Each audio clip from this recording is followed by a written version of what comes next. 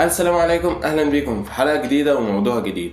عمرك ابتديت انك انت تصور فيديو وبعد ما خلاص صورت الفيديو وجيت لمرحلة المونتاج او التعديل على الفيديو لاحظت ان في شخص طلع لك في الفيديو ووشه ظاهر وانت مش عايز ولا تظلمه ولا انك انت هتقدر كمان انك انت تعيد الفيديو او تروح تصوره من اول وجديد لان الوقت عدى، او انك كمان ما تعرفش الشخص ده هيحب انه يطلع في الفيديو ولا لا؟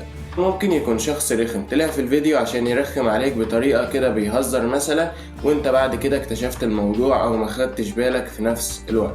فانا النهاردة جايب لك حل عشان نعمل حاجة كده على وش الشخص اللي طلع في الفيديو بشكل غير مقصود، عشان نبتدي ان احنا نشيل وشه وفي نفس الوقت ولا نظلمه ولا نعيد الفيديو بتاعنا. والموضوع ده مشهور جدا فبالتالي مش هيأثر على المشاهد وهيبقى الموضوع مفهوم. وكل اللي علينا ان احنا هنستخدم تطبيق كاب كات.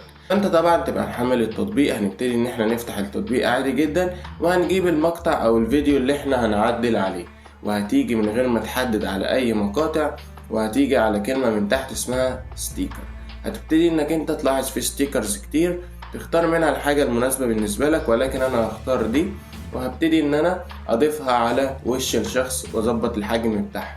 ولكن برضو وش الشخص ده بيتحرك يمين وشمال وهكذا، فاحنا محتاجين ان احنا نصلح الجزء ده. فكل اللي عليا وانا محدد على الستيكر بعد ما ظبطت المسافة بتاعته او الجزء اللي فيها الشخص ذات نفسه، هبتدي اجي عند كلمة اسمها تراكنج او تتبع، بحيث ان انا اظبط الحجم بتاعها على وش الشخص واعمل تتبع مع الستيكر مع وش الشخص ده وهو بيتحرك. فهمت قصدي؟ فبس كده هيبتدي يعمل تراكنج، هيحمل معايا على حسب مدة الستيكر اللي انت حطيتها. سيبه يحمل براحته عشان يبتدي يطلع لك نتائج كويسة، وبعد ما يحمل تتفرج على الفيديو كده تكون مشكلتنا اتحلت وتقدر انك انت بقى تعدل على الفيديو بتاعك وتعمل كل حاجة انت عاوزها فيه ان شاء الله. وبس كده، ده كان ميزة من تطبيق كاب كات نقدر ان احنا نستخدمها، ودي سلسلة شروحات كاب كات بنشرح في كل حلقة ميزة نركز عليها نشرحها بالتفصيل عشان نوصل لنتائج كويسة في تعديل الفيديو بشكل احترافي.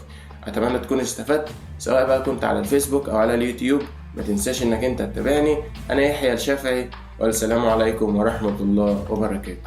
حضرتك بتصلي على النبي، الكبده دي طازه ولسه الحيوان مقتول دلوقتي والكبده خارجه من بطنه سعادتك، والكبده طازه لو مش مصدقه دوق السجق سعادتك.